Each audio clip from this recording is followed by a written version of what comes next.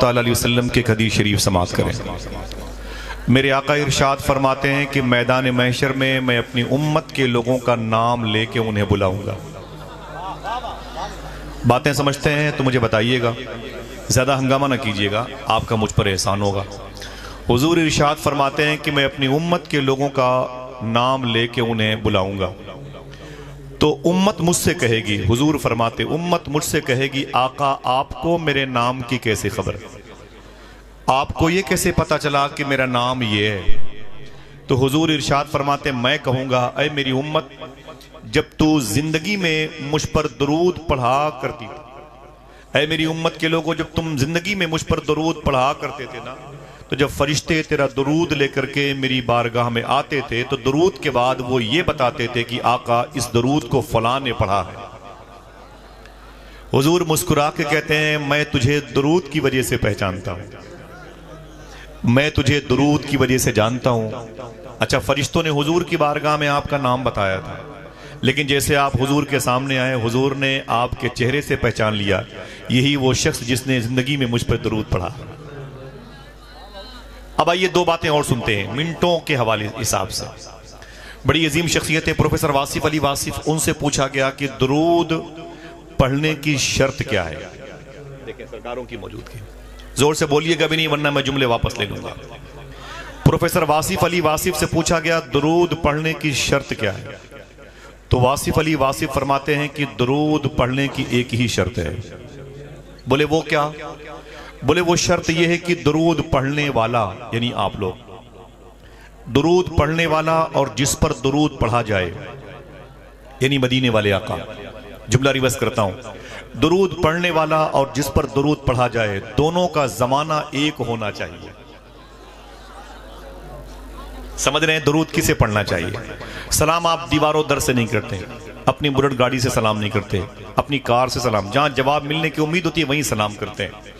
آپ درود پڑھیں تو اس کی بارگاہ میں جو آپ کے سامنے ہو۔ درود پڑھنے کے لیے جو شرط ہے وہ یہ ہے درود پڑھنے والا بھی ہو، جس پر درود پڑھا جائے وہ بھی ہو، تب درود پڑھنا چاہیے ورنہ درود نہیں پڑھنا چاہیے۔ اس نے کہا بابا پھر ہم درود نہ پڑھیں، کہا کیوں؟ کہا اس لیے کہ ہم حضور کے زمانے میں نہیں۔ تو پروفیسر واصف علی واصف فرماتے تو نے سچ کہا تو حضور کے زمانے میں نہیں تھا، لیکن یہ بھی حقیقت ہے کہ حضور تو تیرے زمانے میں ہے، یہ بھی حقیقت ہے کہ حضور تیرے زمانے میں۔ حضور سیدی شاہ صوفی سلطان میاں شاہ صاحب قبلہ سے پوچھا گیا درود پڑھنے کا طریقہ کیا؟ آواز پہنچی؟ بولے آواز پہنچی؟ پوچھا گیا درود پڑھنے کا طریقہ کیا ہے؟ ان جملوں کو لکھیں آپ سونے کی قلم سے، درود پڑھنے کا طریقہ کیا ہے؟ تو صوفی صاحب فرماتے ہیں کہ درود پڑھنے کا وہی طریقہ ہے جو نماز پڑھنے کا ہے، درود پڑھنے کا وہی طریقہ ہے جو نماز پڑھنے کا ہے۔ پوچھا گیا نماز پڑھنے کا طریقہ کیا ہے؟ آپ فرماتے ہیں کہ آقا کریم صلی اللہ علیہ وسلم نے ارشاد فرمایا ایسے نماز پڑھو یا تم خدا کو دیکھ رہے ہو یا خدا تمہیں دیکھ رہا ہے۔ پھر صوفی صاحب کہتے ہیں ایسے ہی درود پڑھو یا تم نبی کو دیکھ رہے ہو یا نبی تمہیں دیکھ رہا ہے۔ اسے حضوری کا طریقہ کہتے ہیں، یہ آپ کو حاضر باش کر دے گا۔ آپ کے شہر سے امر ڈوبھا، یہ بستی، یہ خلیل آباد، یہ گورکھپور، یہ فیض آباد، یہ ایودھیا، یہ سلطان پور، یہ پرتاپ گڑھ، یہ بنارس، یہ جون پور شیراز ہند، یہ لکھنؤ اور کانپور کی جو زمین ہے، بیلٹ ہے، پورا سرکل ہے، اس زمین پر درود پڑھو گے تو پھر یہ زمین سے جو مدینہ پاک کا تقریباً 3000 کلومیٹر کا فاصلہ ہے، ڈسٹینس ہے، یہ ختم ہو جائے۔ درود فاصلے ختم کرتا ہے، درود دوریاں ختم کرتا ہے، درود آپ کو حضور کی بارگاہ میں حاضر باش کرتا ہے۔ آپ فرماتے ہیں ایسے درود پڑھو جیسے حضور نے فرمایا جیسے نماز پڑھتے ہو، یا تم نبی کو دیکھ رہے ہو یا نبی تمہیں دیکھ رہا ہے۔ اگر یہ عقیدہ غالب ہے تو آئیے بڑے ادب اور احترام کے ساتھ حضور سید الکونین صلی اللہ علیہ وسلم کی بارگاہ میں درود شریف پڑھیں۔ اللہم صلی علی سیدنا و شفیعنا و نبینا و مولانا نورک محمد و عطرتہ و بارک وسلم بعدد کل معلوم لک بعدد کل معلوم لک۔ دو شعر میں نعت کے پڑھتا ہوں اپنے ان آقا زادوں کی جوتی مبارکہ کو اپنے سر پہ رکھتے ہوئے۔ رکوع سجدے تشہد قیام بنتے گئے، رکوع سجدے تشہد قیام بنتے گئے، حضور چلتے گئے اور نظام بنتے گئے، حضور چلتے گئے اور نظام بنتے گئے، حضور چلتے گئے اور نظام بنتے گئے۔ جو لوگ پشتوں سے کچھ بھی نہ تھے سوائے غلام، درود پڑھتے گئے اور امام بنتے گئے۔ جو لوگ پشتوں سے کچھ بھی نہ تھے سوائے غلام، درود پڑھتے گئے اور امام بنتے گئے۔ بس ایک نام محمد چنا گیا اور پھر اس ایک نام سے سب نیک نام بنتے گئے۔ بسم اللہ الرحمن الرحیم۔ یا ایھا الذین آمنوا اتقوا اللہ وکونوا مع الصادقین۔ صدق اللہ مولانا العظیم۔ قرآن کی اس آیت کو آپ نے بچپن سے ماں کی گود سے سنا ہوگا، یاد بھی ہوں گے، اس کے ترجمے آپ پر غالب بھی ہوں گے، فیضان تقسیم بھی کرتے ہوں گے، آپ اس راہ کے مسافر بھی ہوں گے۔ اللہ ارشاد فرماتا ہے، قرآن آپ سے مخاطب ہے، اللہ آپ سے کہتا ہے اے ایمان والو۔ بڑے خوش نصیب ہیں کہ آپ کو قرآن ایمان والا کہتا ہے۔ اگر حکومت ہند ہمیں ایمان والا مانے نہ مانے ہمیں کوئی نقصان نہیں پڑتا، سردی گرمی کوئی اثر نہیں پڑتا۔ خوشی اس بات کی ہے کہ ہمیں ہمارا رب ایمان والا کہتا ہے۔ اے ایمان والو خوش ہو جاؤ، شکر کے سجدے ادا کرو کہ تمہیں مومن کہا جا رہا ہے۔ اس کے بعد ایک شرط لگائی گئی، اگر تم مومن ہو تو ایک کام یہ کرو نا، اتقوا اللہ، اللہ فرماتا ہے مجھ سے ڈرتے بھی رہو۔ آپ کو آزاد نہیں چھوڑا گیا، نہیں ڈرو گے تو مار دیے جاؤ گے، آپ کو اللہ سے ڈرنا پڑے گا۔ اسپین میں ایک مسجد قرطبہ نام کی تھی، اتنی بڑی مسجد تھی کہ روزانہ اس میں ایک رات چراغ جلانے میں 40 من سرسوں کا تیل لگتا تھا۔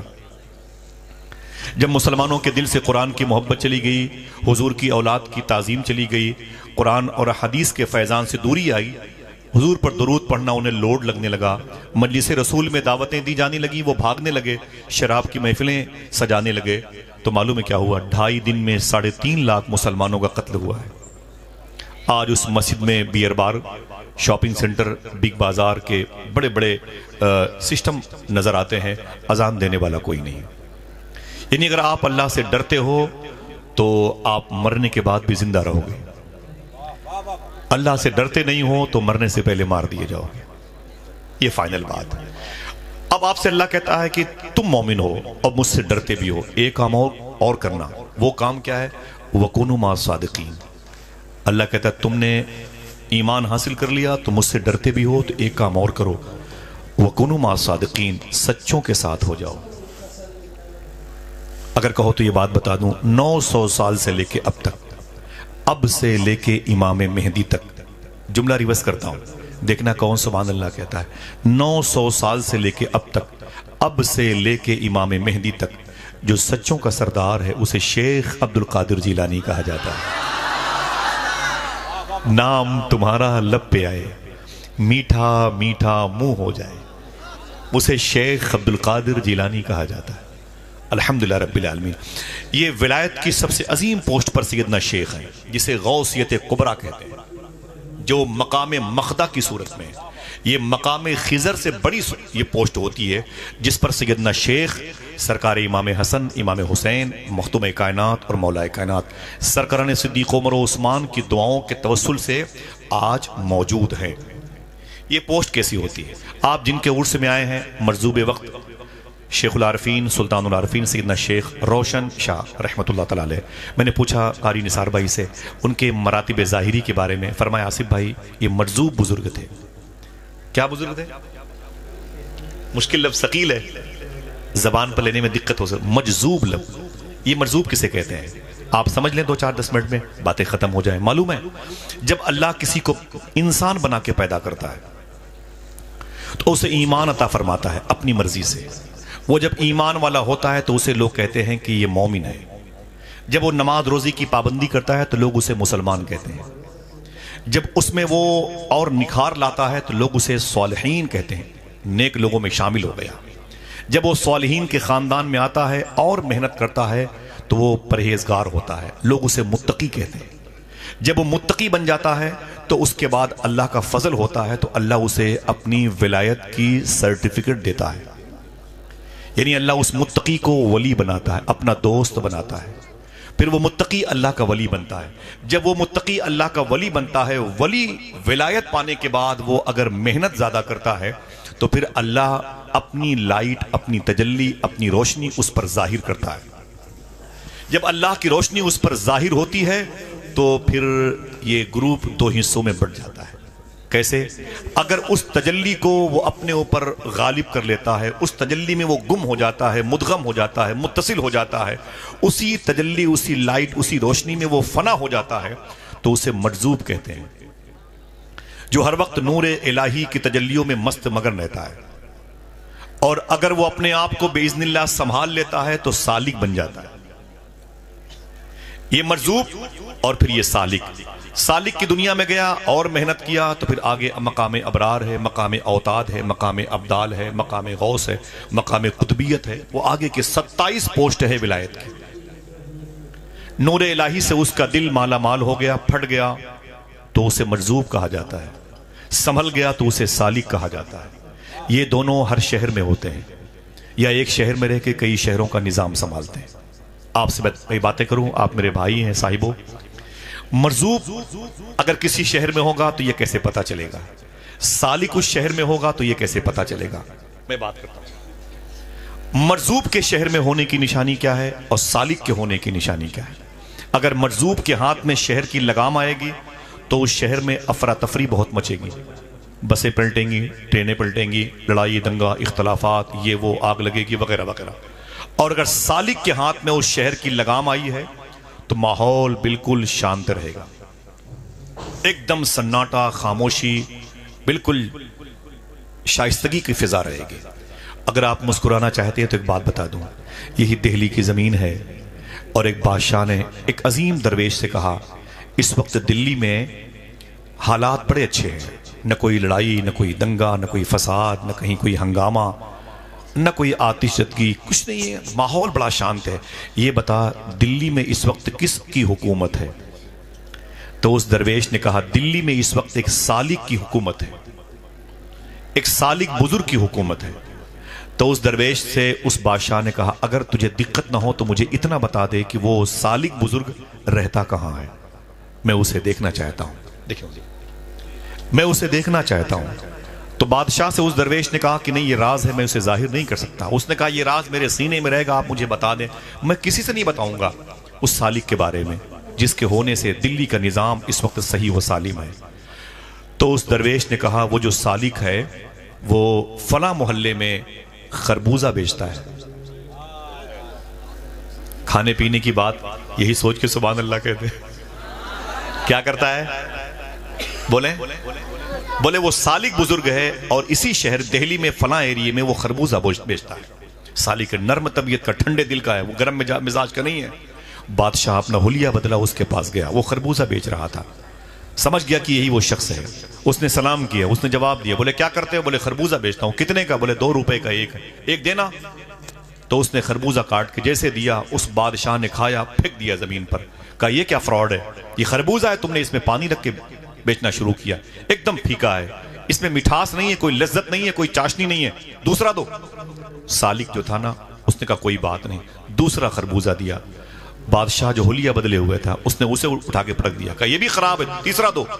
اس نے تیسرا خربوزہ لیا، اسے اٹھا کے پھینک دیا۔ اس نے چوتھا خربوزہ لیا، اسے اٹھا کے پھینک دیا۔ جب 5واں خربوزہ لیا تب اس بادشاہ نے کہا ہاں یہ ٹھیک ہے، اسے کھا لیا۔ کھانے کے بعد بولے پیسے کتنے ہوئے؟ تو اس خربوزہ بیچنے والے سالک بزرگ نے کہا 2 روپے کے حساب سے کتنے ہوئے؟ کم سے کم 10 لوگ تو بولو بھائی، 10، 2 روپے کے حساب سے بولے 10 روپے ہوئے۔ تو بادشاہ ناراض ہو گیا، بولے یہ کیا دھوکہ دے رہے ہیں، وہ تمہارے 4 خربوزے باہر پڑے ہوئے ہیں، اسے اٹھا لو۔ وہ تو میں نے کھایا نہیں، ایک کھایا ہے، ایک کی قیمت 2 پکڑو۔ اس نے کہا کوئی بات نہیں، آپ چلے جائیں۔ بادشاہ واپس آ گیا۔ سال 6 مہینے کے بعد دلی میں افراتفری مچ گئی، بوال، آپس میں فساد، لڑائی دنگا، یہ وہ۔ تو پھر اس درویش کو بلایا اس بادشاہ نے، کہا یار یہ بتاؤ کہ دلی کا شانت ماحول بدل گیا، اب دلی کی لگام کس کے ہاتھ میں ہے؟ تو اس درویش نے کہا اب ایک مجذوب بزرگ آ گیا ہے، اب اس کے ہاتھ میں اس شہر کی لگام ہے، اسی لیے ماحول میں گرمی پائی جا رہی ہے، جلال کا عنصر غالب ہے۔ اب جمال کا پہلو جو ہے نا وہ خاموش ہے، جلال کا غلبہ ہے۔ اس نے کہا مجھے بتاؤ کہ وہ کہاں رہتا ہے؟ اس نے کہا ٹھیک ہے میں پتہ بتاتا ہوں، لیکن اس سے الجھنا نہیں، گرم مزاج کا ہے اور اس کے بارے میں کسی دوسرے کو بتانا نہیں، راز دل کا آئینہ ہے، اس کو چھپا کر رکھو ورنہ ٹوٹ جائے گا ہر جگہ دکھانے سے۔ کہا کوئی بات نہیں. اب بادشاہ حلیہ بدل کے چلا گیا. کہا وہ کیا کرتا ہے؟ کہا وہ فلاں محلے دلی میں فلاں محلے میں وہ شربت بیچتا ہے. کیا کرتا ہے؟ شربت بیچتا ہے. وہ بادشاہ چلا گیا اور جانے کے بعد دیکھا تو اس نے ٹھیلے پر واقعی شربت بیچ رہا تھا. اسے سلام کیا. اس نے جواب دیا. کہا بھائی کیا بیچتے ہو؟ بولے شربت بیچتا ہوں. بولے کتنے کا ہے؟ اس نے کہا کہ 1 روپے کا 1 گلاس ہے. بادشاہ نے کہا کہ دینا بھائی ذرا سا. اس مجذوب بزرگ نے اپنا حلیہ جو چھپا رکھا تھا اس نے بھی 1 گلاس شربت بنا کے بادشاہ کے ہاتھوں میں دیا. جیسے اس نے اسے منہ سے لگایا گلاس کے شربت کو زمین پر پھینک دیا. اس نے کہا یہ کیا دھوکہ ہے؟ اتنا پھیکا شربت بیچتے ہو, اس میں چینی نہیں ہے, کوئی مٹھاس نہیں ہے, نیمبو کا اس میں اثر نہیں ہے, کوئی لذت اس میں نہیں ہے. اس مجذوب نے خاموشی اختیار کی. کہا دوسرا گلاس لاؤ. جیسے دوسرا گلاس لیا بادشاہ نے اسے منہ سے لگایا, پھر زمین پر پھینک کے بولا یہ بھی شربت تمہارا ویسے ہی خراب ہے. وہ شربت بیچنے والا جو مجذوب تھا وہ گھوما اور گھومنے کے بعد اس بادشاہ کو 2 تماچے مارے. کہا ظالم کہیں کہ مجھے خربوزہ والا سمجھ رکھا ہے. سن تیری بھی اتار دوں گا اور جس نے تجھے بھیجا ہے اس کی بھی اتار دوں گا. ڈاکٹر اقبال کیا کہتا ہے کہ یدے بیضا لیے بیٹھے ہیں اپنی آستین. یہ پورا اسلام سمیٹے ہوئے ہیں. جب تک یہ زندہ رہتے ہیں بے لباس رہتے ہیں, لیکن ان کے انتقال کے بعد ان کے آستانوں پہ اتنی چادریں چڑھتی ہیں کہ گنبد تک پہنچ جاتی ہیں. جب تک یہ زندہ رہتے ہیں بھوکے رہتے ہیں, پیاسے رہتے ہیں. ان کے انتقال کے بعد ان کے عرس میں اتنے ڈیگ کے لنگر چڑھتے ہیں نا کہ کوئی بھوکا شہر میں سوتا نہیں. جب تک یہ زندہ رہتے ہیں خوشبوؤں سے دور رہتے ہیں. ان کے انتقال کے بعد ان کے دربار میں عطر پاشی اتنی ہوتی ہے کہ محلے کے مکانوں سے بھی خوشبو آنے لگتی ہے. جب تک یہ زندہ ہوتے ہیں اکیلے ہوتے ہیں. ان کے انتقال کے بعد اتنی بھیڑ لگ جاتی ہے, آپ ہی پیچھے مڑ کے دیکھیے. سمجھ رہے ہیں؟ یدے بیضا لیے بیٹھے ہیں اپنی آستینوں میں. یہ مجذوب کی جماعت ہے. یہ بڑی عظیم جماعت ہے جس کی آنکھیں, جس کا دل, جس کی فکر, جس کے خیالات, جس کے سینس پر اللہ کے نور کا غلبہ ہوتا ہے. ان کو سمجھ پانا اپنے علم کی بنیاد پر آسان نہیں ہے. ان کو سمجھنا اپنی دولت کی بنیاد پر آسان نہیں ہے. ان کو سمجھنا کتب بینی کی بنیاد پر آسان نہیں ہے. ان کو اپنے حسن کی بنیاد پر, اپنے قبیلے کی بنیاد پر, اپنی پراپرٹی کی بنیاد پر سمجھنا آسان. بولو بھائی آپ کو کیوں بتائیں گے میں اللہ کا ولی ہوں؟ کیا ضرورت آن پڑی ہے؟ وہ اللہ سے باتیں کرتے ہیں, آپ سے کیوں کہیں گے میں اللہ کا ولی ہوں؟ بولے آپ ان کو سمجھنے کی کوشش بھی نہ کریں. اللہ کے ایسے ولیوں کی جماعت ہے. شاعر نے کہا تھا عشق انسان کو قلندر بو علی کرتا ہے, عشق پاگل نہیں پاگل کو ولی کرتا ہے. یہ بڑی عظیم جماعت ہوتی ہے. یہ سچوں کی وہ جماعت ہے. معلوم ہے ایک عظیم الشان محدث بزرگ گزرے ہیں, ان کا نام ہے حضرت مسلم مغربی. حضرت مسلم مغربی, میں یہ نام پھر سے لے لوں, حضرت مسلم مغربی. کیا نام میں نے لیا؟ آپ بھی سوچ کے لیجئے, میں بھی آرام کر لوں. کیا نام لیا میں نے؟ حضرت مسلم مغربی. وہ کہتے ہیں میں سو رہا تھا, جب میں سویا تو میرے خواب میں حضور تشریف لائے. حضور کے آنے پر اتنی خاموشی سے بولتے ہیں, اور اس سے بڑی کون سی دولت ہوگی؟ کیا آپ نے دعائیں نہیں مانگی؟ دکھا دو اپنا چہرہ پیارا پیارا یا رسول اللہ, خدا کا جیتے جی کر لو نظارہ یا رسول اللہ. کیا آپ نے دعائیں نہیں مانگی؟ سنا ہے آپ ہر عاشق کے گھر تشریف لاتے, میرے بھی گھر میں ہو جائے چراغاں یا رسول اللہ.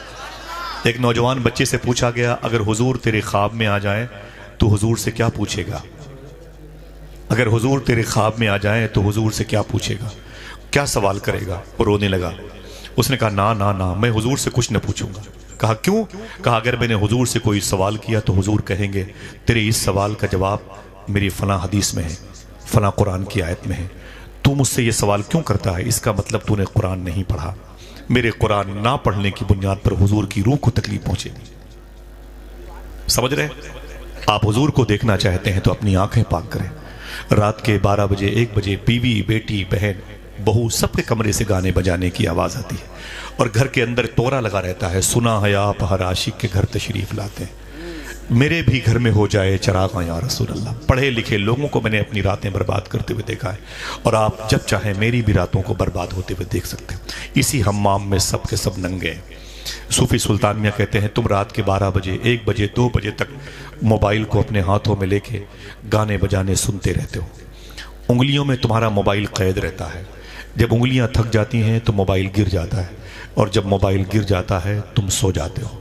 صوفی صاحب روک کے بولے تم تو سو جاتے ہو، لیکن رات بھر مدینے والے آقا تیرے درود کا انتظار کرتے رہتے ہیں۔ ٹھیک ہے، جس سے تو محبت کرتا ہے مانگ دینا اس سے اپنی قبر میں روشنی کی بھیک، اس سے کہنا وہ تجھے تیری تنہائی کو دور کر دے گا۔ بہت دولتیں ہیں تو لے کے جانا اپنی اپنی قبروں میں، کوئی کام نہیں آئے گا۔ خدا کی قسم اس قبر کی کالی کوٹری کو اگر روشن و منور کوئی کر سکتا ہے تو آمینہ کا لال کر سکتا ہے، فاطمہ زہرا کا بابا کر سکتا ہے، حسن حسین کے نانا کر سکتے ہیں۔ محبت کریں تب، نہ محبت کریں تب، سمجھ رہے ہیں؟ آپ کی مرضی ہے۔ امام جلال الدین سیوطی فرماتے ہیں میں قبرستان سے گزر رہا تھا، میں نے کیا دیکھا، قبرستان کی ہر قبروں میں مجھے نور نظر آیا۔ کوئی ہے جو سبحان اللہ کہہ دے؟ بات میری سمجھ رہے ہیں؟ قبرستان کی ہر قبروں میں مجھے نور نظر آیا۔ امام سیوطی فرماتے ہیں ایک قبر میں کچھ زیادہ نور نظر آیا، ایک قبر میں زیادہ نور نظر آیا۔ تو امام سیوطی فرماتے ہیں میں نے بہت محنت کر کے اس قبر تک پہنچنے کی کوشش کی جس میں نور زیادہ تھا۔ دیکھنا بچہ، جس میں نور زیادہ تھا۔ جب قریب پہنچا تو میں نے سلام کیا تو صاحب قبر نے جواب دیا، فرمایا آپ کون ہیں؟ میں نے کہا میرا نام امام جلال الدین ہے، لوگ مجھے امام سیوطی کہتے ہیں۔ تو اس نے کہا اچھا نام سنا ہے، کیا بات ہے؟ تو امام سیوطی فرماتے ہیں میں نے کہا ان ساری قبروں میں نور نظر آ رہا ہے، وجہ کیا ہے، بیس کیا ہے، سبب کیا ہے؟ تو اس صاحب قبر نے کہا ساری قبروں میں جو نور نظر آ رہا ہے اس کی وجہ یہ ہے کہ ان ساری قبروں میں حضور آئے تھے۔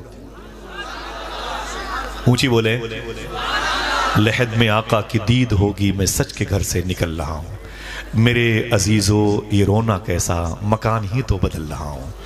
پہلے تیاری تو کریں۔ ایک بزرگ سے کسی نے کہا کہ حضور دعا کر دیں میرا ایمان پر خاتمہ ہو جائے۔ فرمایا ایمان پر خاتمے کے لیے دعا نہیں ہوتی، ایمان پر خاتمے کے لیے تیاری ہوتی ہے۔ میری بات سمجھ رہے ہیں؟ تیاری ہوتی ہے۔ آپ کی ذمہ داری بنی ہے، آپ ہندوستان میں پتھروں کے بیچ میں، آپ ہندوستان میں کانٹوں کے بیچ میں، انہی کانٹوں کو گلاب بنانے کا ہنر سیکھنا چاہیے آپ کو غریب نواز سے۔ لوڈ بن گئے ہندوستان کے مسلمان، جدھر دیکھو ہندو مسلم فسادات کے بازار گرم ہے۔ پڑھایا آپ نے غریب نواز کو؟ غریب نواز سرکار کیا کرتے تھے؟ اجمیر شریف میں کوئی ہندو بھائی کی لڑکی جوان ہوتی نا تو اس لڑکی کے باپ سے زیادہ اس کی شادی کی فکر غریب نواز کو رہا کرتی تھی۔ لوڈ بن گیا ہندوستان کا مسلمان۔ تجھے اپنی اس مبارک آرٹیکل کی تعلیم حاصل کرنا چاہیے جو دستور غریب نواز لے کے آئے تھے، تب سمجھ جاؤ گے، ورنہ 40 سال کے بعد حالات بڑے خراب ہو جائیں گے۔ سنبھالو اپنے آپ کو اور اپنی نسلوں کو، سمجھ رہے ہیں؟ امام سیوطی فرماتے میں نے کہا ان قبروں میں نور کیوں ہے؟ وہ بولے کہ ان قبروں میں حضور آئے تھے، ان قبروں میں حضور آئے تھے اس لیے قبریں روشن ہیں۔ تو امام سیوطی فرماتے ہیں اچھا تیری قبر میں نور زیادہ کیوں ہے؟ دیکھنا کتنے لوگ سبحان اللہ کہتے ہیں، بولے تیری قبر میں نور زیادہ کیوں ہے؟ تو اس صاحب قبر نے کہا میری قبر میں جو نور زیادہ ہے اس کی وجہ یہ ہے میری قبر میں حضور آئے بھی تھے، مسکرائے بھی تھے۔ ہائے ہائے اللہ اللہ، ذرا محبت سے کہہ دو سبحان اللہ۔ یہ نعرہ کتنے لوگوں نے لگایا ہے؟ ہاتھوں کو اٹھا کے بتائیے گا۔ نور والا آیا ہے، نور لے کے آیا ہے۔ اونچی بولے نور والا آیا ہے، نور والا آیا ہے، نور لے کے آیا ہے۔ میں نے کہا تیری قبر میں روشنی زیادہ کیوں ہے؟ بولے میری قبر میں حضور آئے بھی تھے اور اونچی بولے۔ میں نے کہا ٹھیک ہے لیکن اب یہ بتا تیری قبر میں حضور مسکرائے کیوں تھے؟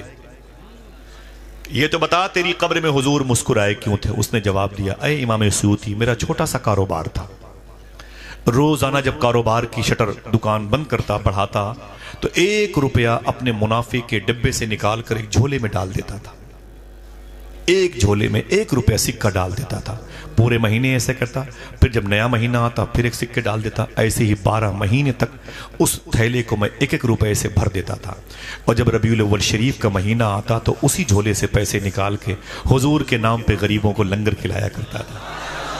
یہی وجہ ہے کہ حضور میری قبر میں آئے بھی تھے اور یہ کام آپ کیوں نہیں کرتے؟ ہم کیوں نہیں کرتے؟ ان میں سے جو کرتے ہیں انشاءاللہ ان کی قبریں بھی روشن رہیں گی۔ جو یہ چاہتا ہے کہ اس کی قبر روشن ہو وہ اپنے دروازے پر سے قریب گزرنے والے کسی مسافر کو بھوکا نہ جانے دے، انشاءاللہ اس کی نسلیں کبھی بھوکی نہیں رہیں گی۔ انشاءاللہ بولیں یہ غریب نواز کا اسلوب ہے، یہ درویشوں اور فقیروں کا اسلوب ہے، یہ آئین ہے، آرٹیکل ہے، قانون ہے، انسائکلوپیڈیا ہے، اس پر آپ کو عمل کرنا پڑے گا۔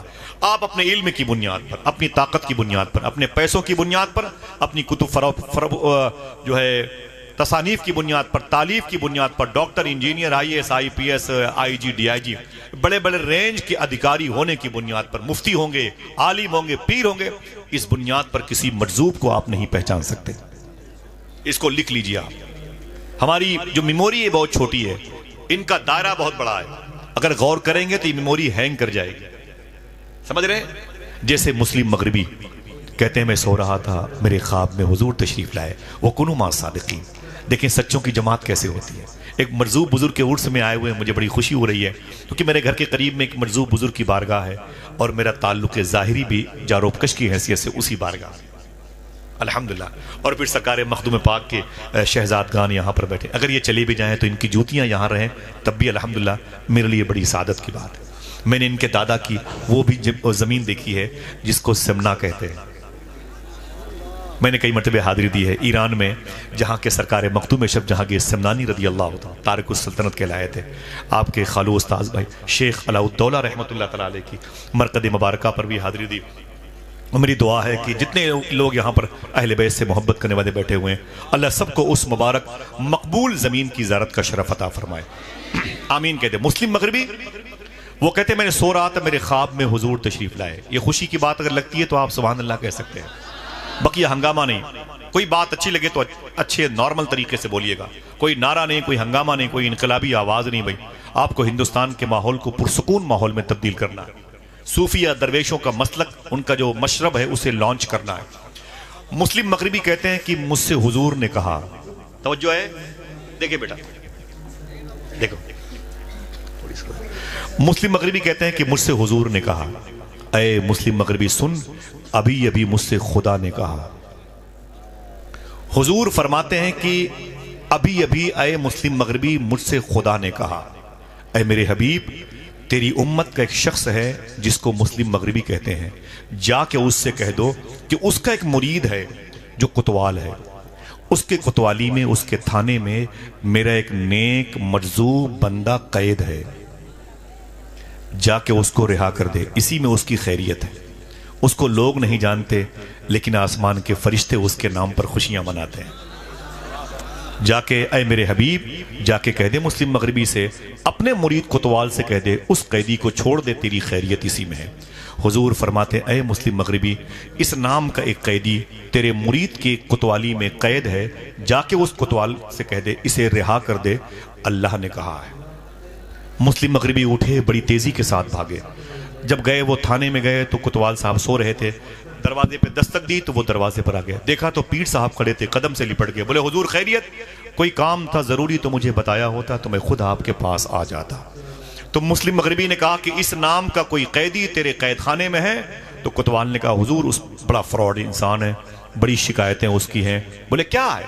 بولے نالیوں کے کیڑوں سے باتیں کرتا ہے، کتے کو تکیہ لگا کے سو جاتا ہے، بے لباس شہروں میں ٹہلتا ہے، گندگی کے ڈھیر سے روٹیاں چن چن کے کھاتا ہے، جانوروں کے بیچ پہ رہتا ہے، گندگی اپنے ہاتھ سے اپنے لباس سے صاف کرتا ہے، بہت ہی رذیل اور ذلیل گھٹیا قسم کا آدمی ہے، اسے جیل میں رہنے دو۔ مسلم مغربی کہتے ہیں بہتری اسی